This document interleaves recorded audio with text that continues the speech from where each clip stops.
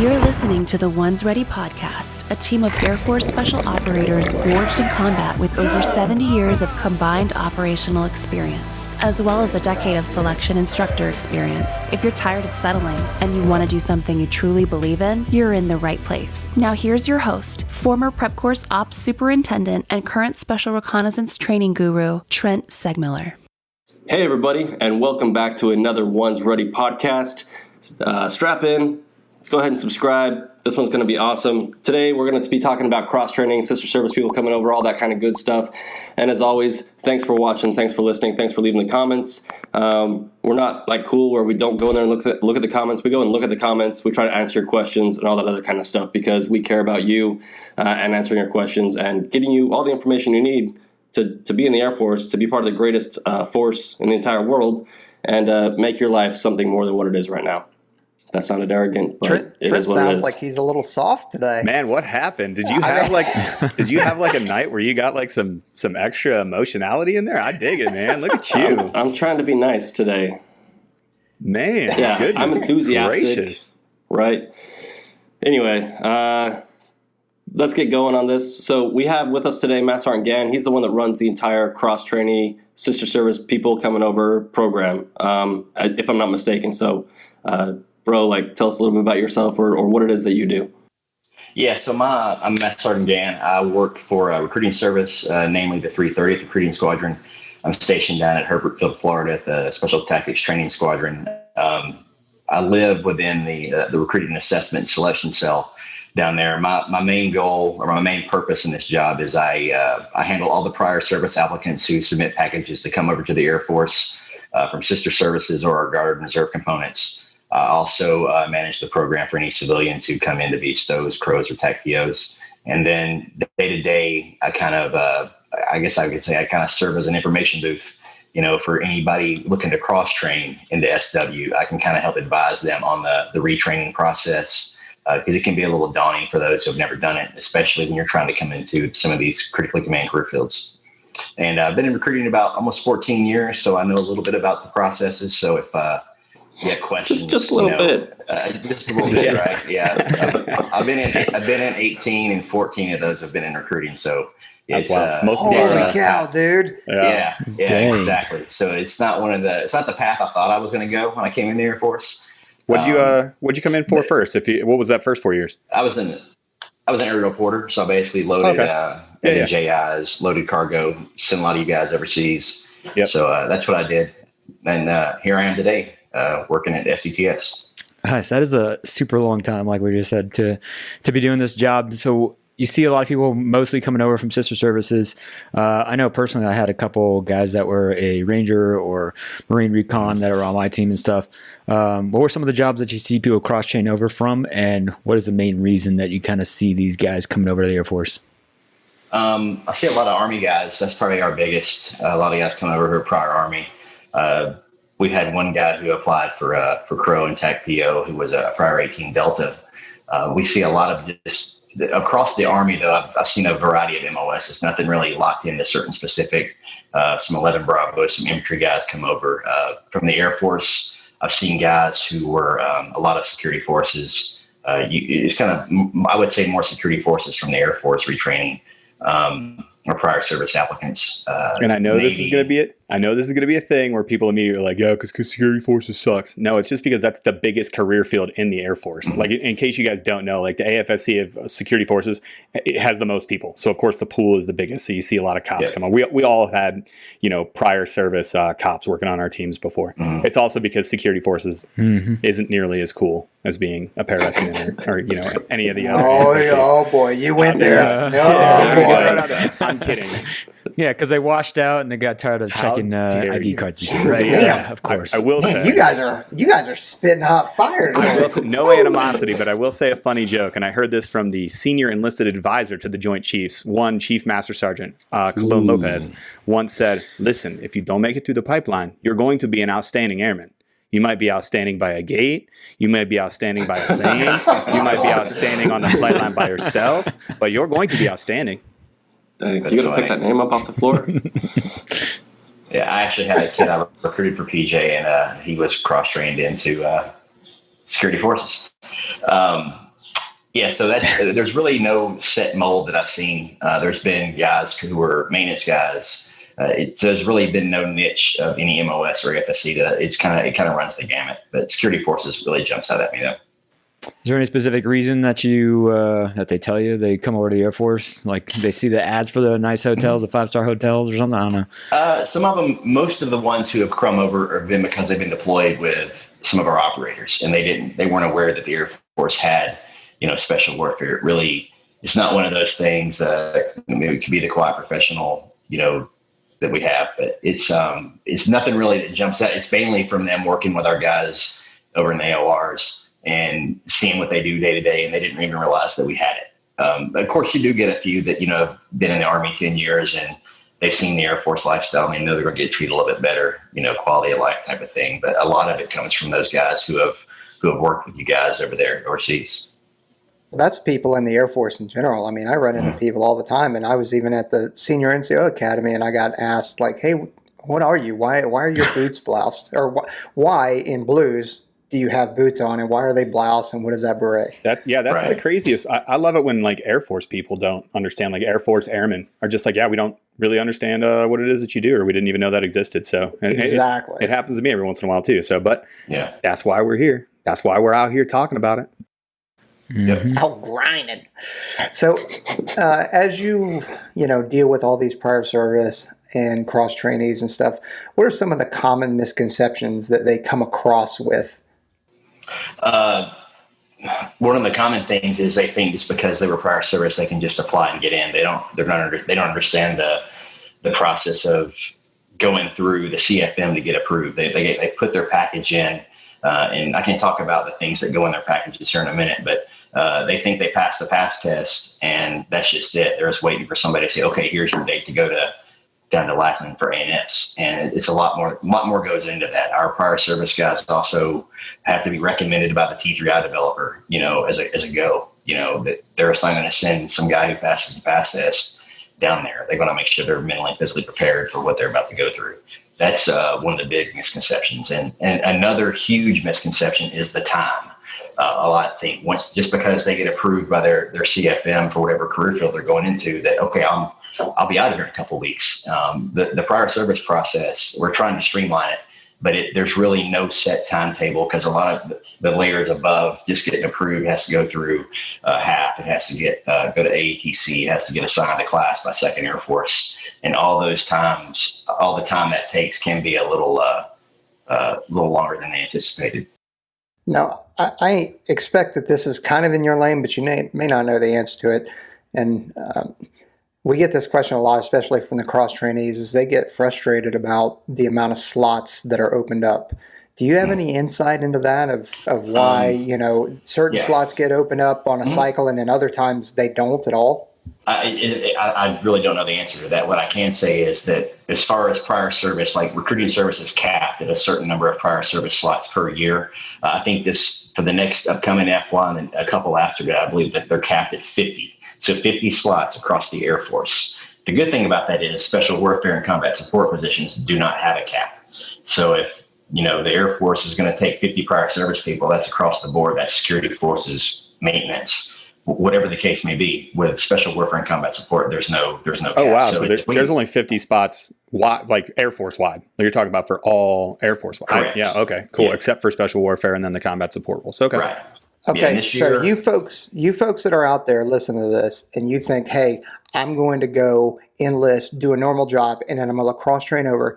You just heard it from his own mouth say that there are 50 slots or, at any given time for the entire Air Force, right? And Air Force Special Warfare is not given, priority on any of those. Right? We are only allotted a certain percentage of that. So you were competing with every other person that thinks they want to cross-train, right? So that is a really bad plan. Sorry. Well, just to clarify, no, there is no cap for us. So we do not count in that 50. So if we get 30 people who apply, so yeah, that was. It's still a bad idea though. It is. And so some of the some of the recruiters out there who may not be special warfare, because a lot of our applicants come in to see a regular recruiter first before they're referred off to a special warfare recruiter. Some of them have been told, well, I was told there was no slots available this year. There was only 50 slots. So for anybody listening, if you're given that guidance by a regular Air Force recruiter who is not a SOR, make sure you ask for who your special warfare recruiter for that area is, because they will give you, they'll put you in touch with that region special warfare prior service recruiter. Yeah. Awesome. Well, appreciate that. I got that one wrong. It's I okay. own that one. I own that one. Well. Yeah. Yeah, we'll fix it in post. No, leave it in there. I make mistakes all the time, every day. So yeah. So Donovan, you know that I'm a cross trainee as well, and I started my own process, but especially now, like telling everybody where to start. So that, when I get DMs and people are like, hey, I know you cross train. What should I be doing? I always tell them the very first thing you need to do is you need to figure out what's your retraining window, and then go talk to retraining. Go talk to your enlisted assignments and accessions people. I know there have been some changes to the amount of time you have to take inside of another career field before you can cross train. Can you speak to that a little bit? A little bit. There's a memorandum out there that's signed by all the CFMs from the Pentagon, basically stating that if you were, for your retraining window, you don't have to meet that anymore. So if you're a 6-year staff sergeant, you can apply for special warfare combat support without it affecting you or having to wait on your retraining window. So if you get to your first base, I think the big catch is you have to meet your time on station requirements to apply. So if you just PCS in from another base, you're going to have to be there for your allotted time on station, but you don't have to wait for that. If you're a 4-year enlistee, wait for that 4th year to apply. 6-year enlistee, wait for that 6th year to apply. You can apply early, or if you get, you're a career airman, you don't have a retraining window when it comes to these career fields, is what I'm getting at. The big thing you need to look at, I'm sorry. No, go ahead. The big thing to look at is your rank. You don't want to rank yourself out and applying for this. Most of the CFM, career functional managers, aren't going to take somebody who's maybe a senior tech, a senior E6, because as you guys know how your team time and all that works. So your wheelhouse really needs to be senior airman to staff if you're looking to retrain into this. I've seen an exception. We took a prior service guy, and this is not a retrainee, but a prior service guy who was an E7. I don't think he made it. Oh, wow. Yeah, and then I've seen like a baby E6, who wasn't eligible for E7 yet. They allowed him, but I think he had some skill sets in his application that kind of helped him. Would help him in the fight one. So you're looking at E4, E5. That's what you need to be looking at. Got it. And we get a lot of questions from other people in other services as well. Can you talk a little bit about how they start their process? Do they need to be a year out from their contract? Who can they contact for, those green to blue or blue to green, or, those accessions, gold to green or green to blue, or whatever it is that we're calling them these days? It's a little different with these guys. They don't have to be within a certain time frame. The big thing from sister service applicants is you need an approved DD Form 368, a conditional release. I've got a guy who's applying right now. I think he's got 3 years left on his Army contract. He's going to sign 368. That basically, and I would caution sister service applicants also to make sure you're getting the appropriate level of authority signing off on that. You just can't be like your squadron commander or unit commander. Sometimes that has to go all the way up to their higher headquarters to get approved. So the 368 is kind of like your get out of jail free card. If they have that, get out of the Army free card. Yeah, I mean, in the Marine Corps, I deal with Trent a lot about some SR. Some guys want to come over to SR. The 368 is a huge thing, and the Marine Corps seems to be the most stingy with letting some of these guys go, because some of them are coming from MARSOC or Recon, and they're not wanting to let their talent go. But the 368 is where it all starts. Without that, they can't do anything. Okay. Just follow up on my end, because I get a lot of questions from guys that just finished and they either SIE'd or they had some kind of injury or something like that. They retrain. They're like, I can't wait to go back. We used to tell guys a year and a half, a couple of years ago when I was an NDOC instructor, but I know that's changed. Is there like a average? Because I know they're floating around the idea of like fulfill half of your contract and then you can come back into whatever your contract is. Is there any hard and fast or kind of an average? Yeah. You're talking about somebody from another service who comes over and doesn't make it. No, somebody from who came over and they failed out of selection or something like that, and they want to get back after it. What's the time frame for them? I really don't know. I know down here in the assessments we've seen, if somebody usually SIEs, they're usually given depending upon the circumstance, everything's situational. It's so whole person based. I would recommend, if anybody SIEs, that's just going to be up to the cadre to give them a recommendation. No, I mean, once they get into a different career field and they want to come back. Oh, okay. Aaron, I mean, I know you were retraining. I mean, how was your I didn't mean to call you out like that. But, I didn't mean to call you out. But, hey man, you didn't make it the first time, Playboy. Hey, Playboy. The facts are the facts, dog. You can get as mad as you want. The facts don't care about your feelings. For me, it was still in that cross training window, right? So on my 125 alpha, I was invited to come back. So it was like, hey, here's what happened. He's invited to come back after, when you get into your retraining window. I had to wait for my retraining window to open up. So at that time, I was a junior staff, a baby staff, and I had to go. So I want to say it was something real weird. It was like 39 to 46 months or something weird where I could open up and put that retraining packet in. But of course, I had to go back to enlisted assessments and selections and go through the MPS, the Military Personnel Services Flight, in order to get that packet forward. And then they looked over my entire application, and at that time we didn't have the enlisted phase 2 that we have now, right? So it's gone through a couple different iterations where the PJ phase 2 used to happen down at Lackland, but now we've combined all Air Force Special Warfare enlisted phase 2 down at Hurlburt Field, which may or may not be the best place in the world to work. Can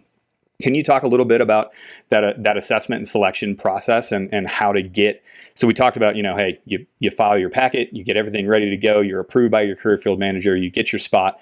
What's the timeline like in between, okay, soup to nuts, cool, you're good, we're gonna invite you down? How long do they usually have to wait before they get to that phase 2? Usually it's been 3 to 6 months. COVID kind of threw a wrench in everything, and with retraining, like the phase 2 assessment, there's some changes going on with that. It's not official, so what I'm giving you now is not official guidance yet. There's major talk about it moving down to Lackland now, and some other COAs are going to be put in place for phase 2, so to say.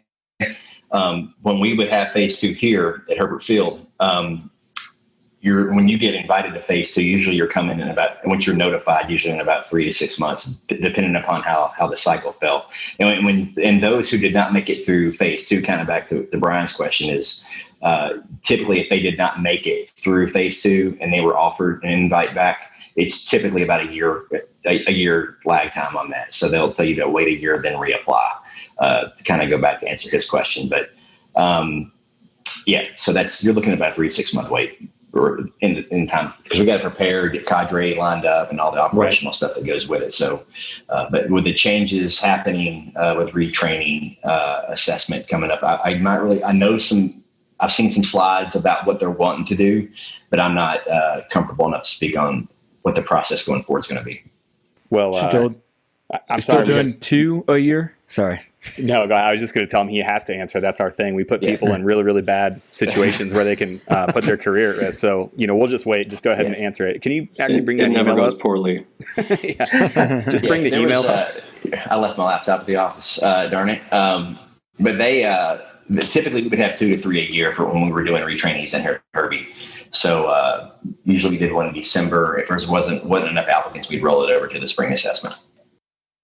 Is there a time frame that they have to submit a package in before that, happens, or how are they going to be notified? They'll be notified through they'll be notified through how we get notified was all the applications for somebody who's cross training within the Air Force. They go through my purse. I've got some slides, and also an Airman's Base CAA, or Career Assistance Advisor. I would say if you're at a base and there's not an operational unit nearby you or anything like that, go talk to them, because they're going to advise them on the retraining steps, because not many people retrain, so it's kind of a foreign process.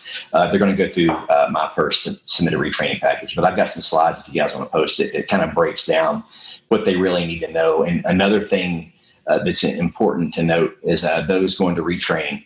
When they go into retrain in my purse, you're going to see a chart of all the AFSCs and how many slots based upon skill level and rank are there. If you do not see the number of slots, say you're an E5 and you're wanting to go into CCT and it says 0 for your rank, that doesn't necessarily mean there's not going to be a slot there. It's just the system hasn't updated. So still go ahead and do that. And when people get those kind of errors that kick back, that's when I would tell y'all to put them in touch with me, because I can put them in direct comms with the CFMs to make sure they're not getting missed, and they can work with AFPC to get a package going for them. Okay, cool. I've got a really easy question and another easy question actually. That memo that you were talking about that was signed by the CFMs, how recent is that? And then the other question is, can you explain, just because we get this question a lot, when people say, hey, I SIE'd or I didn't make it and I want to return, and we tell them, hey, it depends on what your 125 alpha says because it can say do not return. How do they find out if that is in fact in their 125A? They should be getting, to answer your second part, they should be getting that feedback from the cadre when they leave retraining assessment. If they're not, they should get with their team lead they had during that to kind of wrap that up. But typically, from my experience down here, people are told, if they, let's say somebody made it through the entire assessment on their out process and feedback, they're going to get that from the cadre lead. So they should know that when they leave. People who say, well, I didn't get any feedback, it does happen sometimes, but typically they're told, what to do as far as the board process goes. If they SIE, they should be getting some kind of out brief as they're getting off ramp to head back to the duty station. The memorandum you spoke of, though, that was dated in February. So that was February of this year. So it's it's the second iteration of that. There was one that was dated in 2016 that was good up until that point. And then all the CFMs got together this year and did another one to clarify. And that counts also for the officers. So I know some officers who are looking to retrain on here to go in stow, crow, TAC-VO. That also counts for those. That it encompasses all of those career fields. Yeah. Oh, I think there's been a lot of work for everybody that's out there. A lot of work over the past few years to try to open up the floodgates, make it as easy as possible, get everybody in, and just clean up the processes a little bit. I think, back to Brian's question, I think if you are like an NPS airman, if you go through BMT and you go through like NDOC or ANS and you wash out, you should be able to come back within 2 years, I think, is what they're doing now. And then on the retraining process, all their paperwork goes through the CFMs first. They say yes or no. And then once they say yes, then we get in touch with the folks down at Hurlburt and we get them a slot for phase 2, right? Just to correct. Yeah, y'all send us the list midway a little bit. Right. Yeah, y'all send us the list. I say the CFM's AATC. They send us the list of who's coming to retraining assessment, and then we work it from there. My role in that is just kind of to help advise some of those having issues to get to that point. It's kind of the role I feel. Right. So I got 2 questions, and the first one I want to break away from this the processes for a little bit because I work with you on a pretty regular basis, and you're super enthusiastic, and you love bringing people in and giving them the information. I just want to know from your personal Air Force experience, why are you so? I don't want to say the word enthusiastic because that's like the recruiting term, but why are you so enthusiastic and willing to help these people? What is it about the Air Force that is so appealing to you that you want to help bring people into the fold? I think being where I'm at, I've been with the 330 since it stood up. So I've kind of seen all the labor pains from one being a recruiter before we had the 330. So I was a recruiter, a flight chief. It was always like the unicorn trying to find somebody for special warfare. And there was, just seeing how all the pains we went through back then. And we would spend 90% of our time to find, 3% of our enlistment, getting down here and actually working with operators and kind of seeing day to day what you guys do and understanding it a little bit. I could never, speak to what you guys do day to day, but I can see what you guys go through firsthand to get to what you want to do. It's okay. Trent can't speak to what SR does day to day either. Nobody can. Well, it's definitely it's the same thing. The daily life of is. And it's one of those things where. Yeah, because going to talk to a recruiter, going to even join the Air Force in general is pretty intimidating. And so for guys who are in the Air Force trying to come in to do the things you guys do, I just kind of take it upon it's a sense of self-responsibility, whatever. I'm there and a lot of people rely on me to give you guys the right information. I feel like I'm not doing it. Who is? It's kind of as hokey as that may sound. I just want somebody to get where they need to go. And, it's just the right thing to do also, so that's kind of why I like doing this. I get paid to go to work every day and help find people to go put warheads on foreheads. And so I got probably the coolest job in recruiting service is what I tell people. Nice. No, that's awesome. And then, next question, kind of back into the world of what we've been talking about. Do you see any common denominators for successful candidates that get picked up through the paperwork process and then also through phase 2? Yeah, I mean, a lot of people, they're self-starters and they're stubborn as hell. I mean, I get phone calls and emails from people constantly over and over again because they're just so eager to get there. So eagerness, they don't have how do I get to yes type mentality. That's the common thing. People who don't want to quit. I mean, there's guys who have been offered, do not reapply, do not invite, and they're still wanting to reapply. Like they almost think like, are they really messing with me? Can I really not reapply? But it's telling me that to see if I'll reapply again. Is this a test? You told me no. It's always a test. It's always a test. Yeah. It's like the Fight Club when the guy's trying to get in there and he's like, "You're too fat, go away." You're too and they push fat. him away. He hits him with a broom. They just want him to keep on trying. Yeah. Mm-hmm. Yeah, the big thing I see is just to have that as cliche as it is, that no quit attitude. I mean, that's just the common denominator. When I review their packages, because part of their package, either for going officer or as a retraining, they've got to write a narrative on why they want to do it. The common theme I see is you don't see a lot of eyes in there. It's all team oriented. They're wanting to help the team. It's not about them. Something bigger than themselves. Those are common themes of people I see, or packages that I see. Is it's not about them. It's just them wanting to get after a mission and help the guy to the left and the right. Yeah, I think that's a huge factor in whether or not you're going to be successful overall. Both what you just said, just figuring out how am I going to get to that next step, because you can go back and rewind, 20 minutes, and we talked a lot of acronyms and a lot of forms and a lot of different things that you have to kind of hoops that you got to jump through in order to figure out this whole process. And it's those guys that are just going to keep on, all right, what's the next step? I got this 125 alpha or whatever. What's the next step? What's the next step? Just keep on pushing, because it's the same with a lot of processes. And I know it's difficult for guys to navigate, and it's frustrating, and it's not fun to do paperwork because we're not paperwork loving people. Anybody who's going to be interested in Spec War for the most part, unless you're like an academy dude or something like that. But but where are those rings at? It's getting through. I'm a 12 grad. I'm a 12 grad. Those guys are just knocking the rings right now listening to this podcast. So they are not listening to us and listening to They're out on their yachts. They're out there spending that old money that they came from on their boats. Hanging out with the general.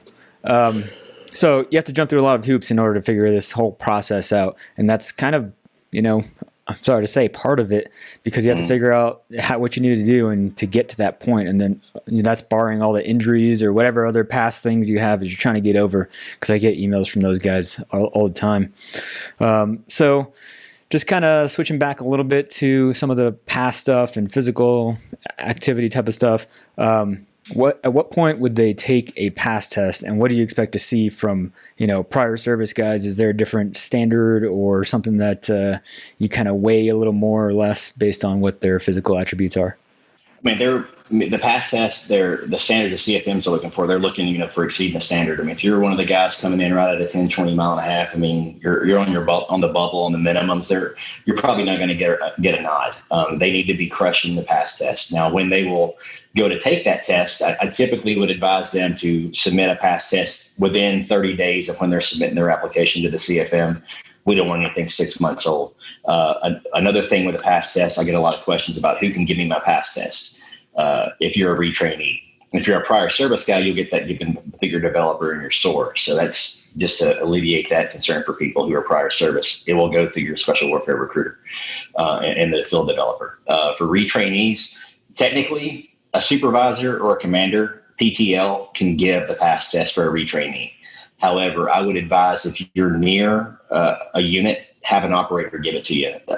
A lot of operators somebody calls them up, hey, I need to get a pass test done for a retraining package. Some guys I work with love doing them. Some guys I work with hate doing them. But you're not going to cheat yourself by having an operator give it to you. Sometimes we've seen people come to retraining and fail the pass test day one. And it was given by their supervisor, and they're not going to be strict on form. I mean, your cows and your swim are a little different, but you can't cheat on your run and your swim. But a lot of PTLs and supervisors I've seen not do their airmen any favors by giving it. So if you have to make a 2-hour drive to Pope from another base, take that drive, and get it done, because I think you're not cheating yourself by having an operator give it to you. No, I think that's exactly right. I just gave a pass test to He's an SF or a security forces officer going to be a crow, happens to be on MacDill, hit me up, and I went and gave him the pass. I think when guys get frustrated doing that, it's because somebody will say, hey, I want to take the pass, and they've never actually put in the work to ensure that they are ready or truly ready. Or like I've tested a couple of people that, they say, hey, I'm ready, I'm good to go. And then they start failing the pass test, and it turns out that they would do one event at a time. They've never done it all back to back. Right. They've never run the event at game speed. Man, I saw that so many times. I gave one of the most disheartening pass that I ever gave. I was like 2 events in, and immediately I was like, you've already failed. Like in my head, I didn't say it to him. I'm not this mean to actual people in real life, but I was like, you've already failed. There's no point to keep this going. But I was like, let's check your numbers out. We get done, and in the debrief, I was like, just explain to me how it is that we got here. I said, you didn't perform up to standard. These are the standards. What's up? And he told me straight up. He's just like, I've never done all the events back to back in a single session. I didn't know, how much my swim was going to suffer, how much my push-ups were going to suffer, how that, all those things played in. So guys, gals, if you're listening out there and we're talking pass test right now, run the pass test at game speed all together. Like, it's not a secret. We can get you the times that you have rest in between events. We can tell you what the standards are. We can tell you, top and bottom limits for where you should be. You need probably once a month, maybe even more than that if you're close. You need to be running that pass test at game speed as you're going to do it, because when you get in there and you're set to perform in front of one of these spec war operators, we're going to hold you to the standard, and it's going to be tough. And I would also add, with the pass test, when people are submitting their packages, they need to understand that's going to be the easiest thing they do physically. And I recommend to people I talk to on the phone, like, I'm right here, I'm close to my run. And I was like, that's great, dude. I said, but you need to be able to pass that pass test. Let's say you get smoked all day, and then they say, the last thing they were doing a pass test. You need to be able to pass that after you kind of get your ass handed to you a little bit. Say it. Darn it. I was excited. I was like, where do you say? And that's what we tell people. I mean, if you want to gauge where you're ready, like we hear a lot of, hey, what are the grad standards? Guess what? There aren't any grad standards anymore, right? But if you want to gauge if you are ready, then, and this is just, Peaches talking, I should be able to go, hey, Aaron, you're going to run a pass test. You've got 2 hours notice. And I don't care what you've done today. You better go out there and you better meet the minimums. And by the way, that's not a pipeline thing. That is a world thing. If you get into these career fields, I can walk into my team room at any time and I can be like, hey guys, grab your stuff. We're going on an evaluated run. Like that's what we are. Like it, and Donovan, that was an awesome way to put it. Like that's the pass test is kind of like the easiest thing that you're ever going to do. It never stops. Somebody's going to walk into your team room. It's going to happen in your career. You're going to get your beret and you're going to think you made it. And your team sergeant is going to walk in that room and be like, grab your ruck. This is an evaluated event. We're gone. And that's how it's going to happen. Well, not just that. It could be operational too. You just never know. You're you're on the Stairmaster doing like a 9/11 tribute, freaking stairs. And then all of a sudden the bell goes off and you got to roll. Quick story about it happens. Yeah. Quick story about how old I am. So I was in Iraq on a deployment, and it was long enough ago that I had a pager. And when the pager hit all nines, that was the you're done, you're sprinting, like something happened. I was squatting, and I had just gotten done squatting 315 from my 4th set of 8. I put the rack on, I hit it, the pager beeps, and I was like, okay, it's probably like whatever. I looked, and it was all 9s. I was in lifters, like I'm just grabbing things and trying to go back to make this thing. So, you never know when that call is going to come. And in the pass test, like the only time that you're going to be able to prepare for these events really is leading up to when you put that beret on and you go operational. Because after that, it's game on. Yep. I tell people that. Go ahead. Yeah, I just wanted to throw in there. You can't really hide it. Also, whenever you get to the pipeline, you kind of practice in your own little vortex in your own little world, and you're like, I'm good to go with my past. And then you show up and you are the weakest link, especially for those guys that are going to be cross trainees. You have to be at the front of the pack. Like Gann was talking about, you have to be the guy that's leading out in front, because you're going to have these airmen that are supposed to look up to you, and you're going to be in charge on day one, and you're going to be barking orders and doing all these admin things, lining up people and everything. And then when the shit hits the fan and you're actually supposed to perform, you're going to be the guy that's lagging behind everyone else, and that's completely unsat. And you're going to lose a ton of respect immediately from all the people that you're going to be in charge of. So it's not something that you can hide, and you need to be honest with yourself. That's why I say if you can find a group or somebody to work out with and just compare yourself against other people and see where you're really at, not just practicing in your own little world, just to see where you're at, because like I said, you can't hide it once everything happens and you actually at ANS. I actually have a question for Brian, because you have the most experience with this. So we put such a high value on these cross trainees coming in and being leaders and leading from the front, like you just talked about. Can you talk about what it does to the psyche of a team when they see one of those cross trainees quit, or when they see one of them fail out? We had a ton of cross trainees. We had one team in particular I could think of where they had 0 crows, they had 0 leadership, and we ended up just, honestly, I put one of the skinniest, but he was one of the loudest and most enthusiastic guys in charge, because no one else on that team was willing to lead. And, I think that team got smoked more than any other team that I can think of, because they made so many mistakes, and it was consistently the same. Cops, no crows, no leadership, worst team ever. That was my PJU team. The same mistakes over and over and over again. We're like, guys, what did we tell you yesterday? We literally smoked your guys' balls off for an hour after we were done.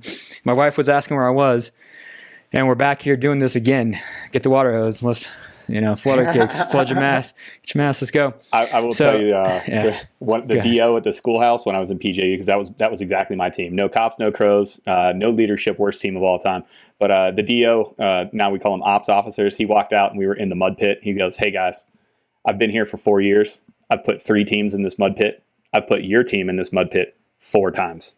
Are you guys going to figure this out?" And we were like, "Probably not." It's too late for us. Negative, Sergeant. We're like, we just owned it too. We're like, we are terrible, man. Like, what are you going to do? Smoke us again? Okay, fine, whatever.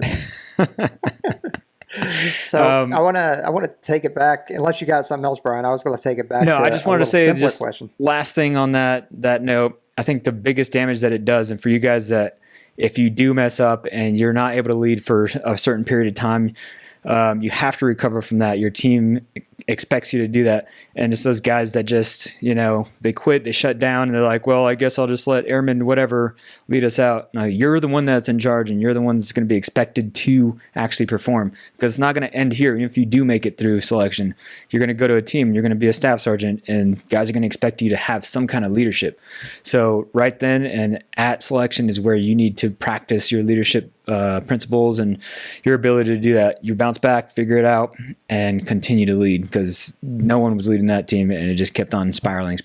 Lost a lot of guys that shouldn't have been lost. Your job as a cross trainee is to lead and bring as many guys through as possible. So go ahead. Cool. All right. Well, I'm gonna lighten it a little bit, kind of how Trent did. Get this question a fair amount too, especially from cross trainees. How many pairs of boots should dudes bring? Like, and the reason why I'm asking, I know it's a very simple. Should I talk to the recruiter? How many pair of boots should I have? I know, but like a question I just got the other day is, hey, are we allowed to wear field boots during ANS, or do they need to be garrison and have that, whatever it is, 5 to 8 inch? I don't know the AFI very well, but like, can you elaborate on that a little bit? I can speak for what I've seen down here. I've seen guys, in regular garrison boots, and then I've also seen like for rucks, they have their field boot. There's their Morels or Solomons or whatever the case may be. I've seen both. Like our civilians that I've brought down here, they usually bring a pair of garrison boots and a pair of like field boots.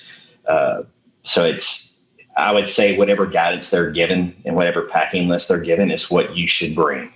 Because they should be getting some kind of list of things that are expected of them when they show up. So I've seen it done both ways. I've seen some guys bring 2 pair of garrison boots, and one they use strictly for rucking. And then usually I believe that they bring 2 pair of athletic shoes as well. So that's what I've seen in the past done. But I would just basically say, if you have a question, ask your team lead and route it up. When you're going to these things, because they're going to be the ones who get with the cadre to get you the right answer. But 2 pair of boots sounds accurate. Yeah, and don't just go No, definitely not steel toes. And don't just go out and buy a pair of boots and then show up day one having never worn them or Yeah, it's broken them horrible. in, because you're going to pay so bad. Mm-hmm. And by blisters, if you don't know what I'm allergic Right. to. Yeah.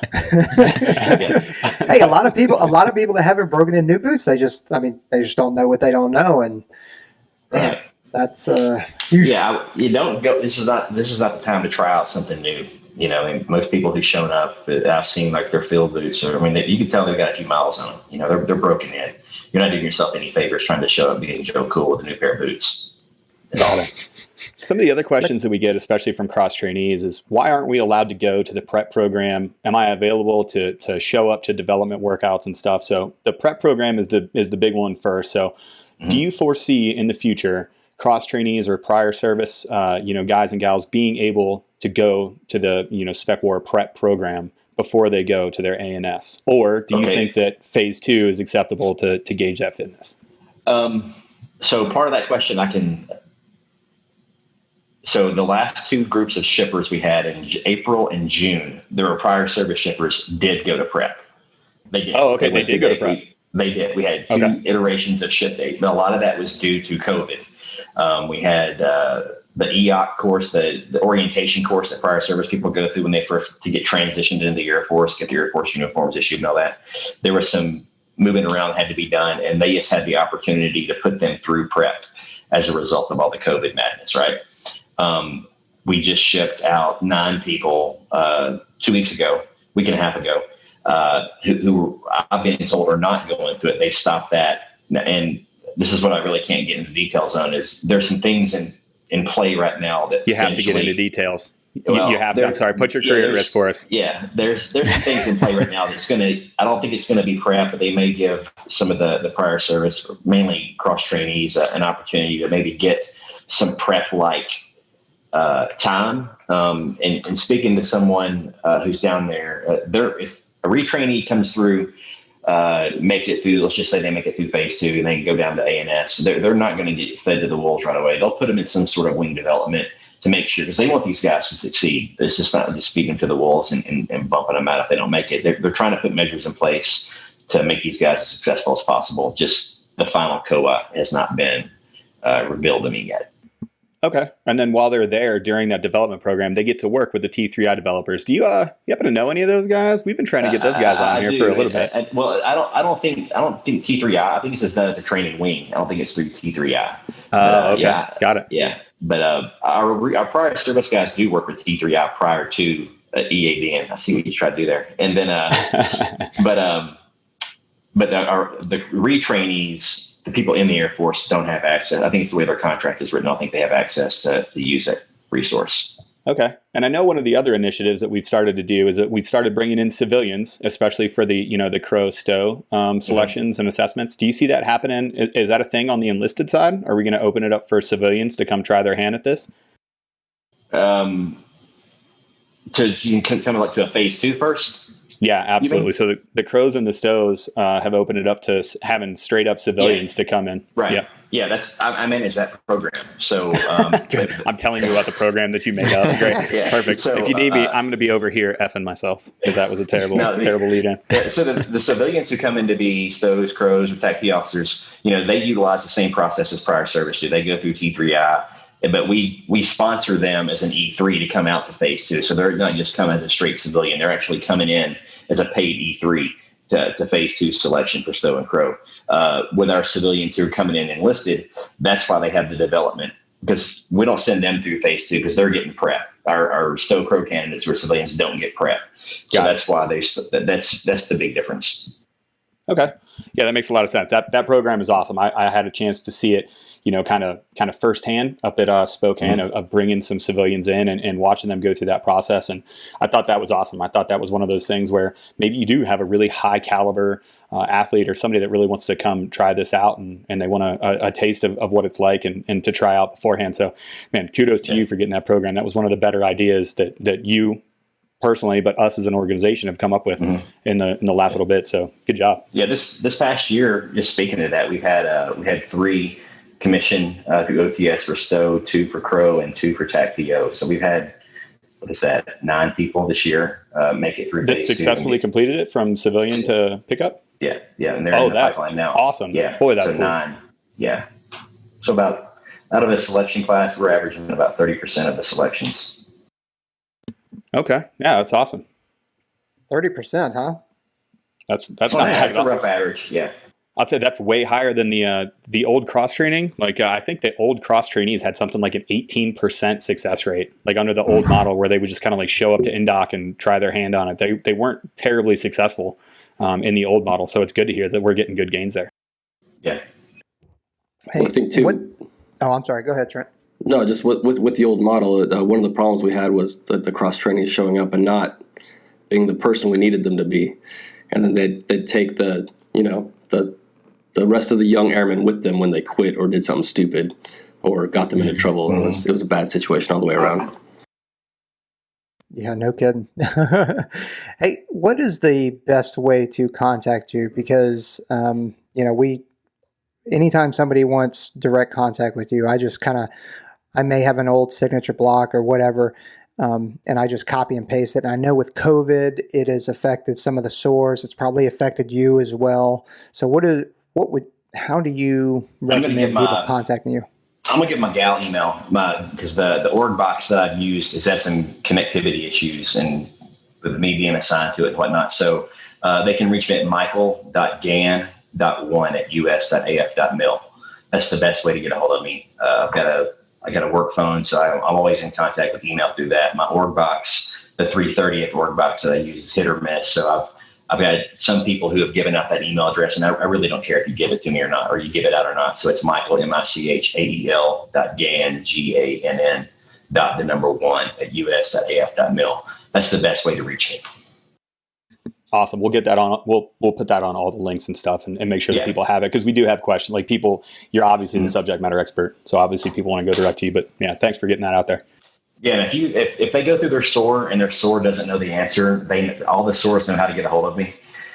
So just for those watching, just say, hey, the SOR happens to say, hey, well, I'm not really sure if they're a new SOR or whatever. Just say, hey, get a hold of Sergeant Gann. So just tell them to get a hold of me, and then somebody in their flight or their flight chief will know how to get a hold of me. That's perfect. So unless we have any save rounds, I think we're going to wrap up. We're good. Hey, man, really, thanks for coming on. It's always, we get a ton of these questions about cross-training, retraining, and all that kind of stuff. And we try to give out the best advice that we have. But obviously, based on today's conversations, we're not always the subject matter experts on the processes and everything like that. So that's especially peaches. That's putting it lightly. I'm feeling good today. But just to put it all in perspective, if you're retraining and you're in the Air Force, you need to get that paperwork in. And then we're going to let you know, go, no go for the phase 2, and that paperwork's super important. If you're out there on the streets as coming from your sister service or whatever else, do your research. We're going to hook you up. Before you reach out to like us, I just want to say, if you hit One's Ready up with a question, I kind of want to see like a list of everything that you've tried to do before you reached out to us and we put you in touch with someone else. But the information is out there. Reach out to Sergeant Gann, reach out to your recruiters, reach out to your MPS, reach out to all those people. I think that's the number one word of advice is those are the resources that have the answers for you. Trent Segmiller probably doesn't have those answers for you, and I'm going to do exactly what you should have done in the first place, and I'm going to go to those people and find the answer and then, have a sour taste in my mouth about your competence. As far as, I said it was nice. As far as physical prep goes, I think the one thing I would say before we wrap this up is you need to be your own cadre. If you're retraining or you're coming from a sister service and you're already like the NCO level person, you're not trying to hit the minimums. You need to, in your head, have that cadre voice. Like you've heard all the stories from us. We joke around a little bit, but understand that when you get there, when you get on team, when you're at ANS or whatever it is, we're not playing games. You have to hit the standards, exceed the standards, and also show that leadership ability. And you're an extension of the cadre at that point. We expect more out of you. So be your own cadre up front. Be very disciplined and hard on yourself about your form and your physicality, and be honest with yourself about where you are and where you are not. So I think that kind of wraps up everything here. Appreciate y'all listening. As always, we have our affiliates, the companies that we work with. Go on our website, onesready.com. Get yourself a sweet discount and all that kind of stuff. And last thing is train hard, earn each breath. Brother, I appreciate it. Later. Don, thanks for coming on. Train hard, everybody. Thanks. Man, another one in the books. Another one. Another one.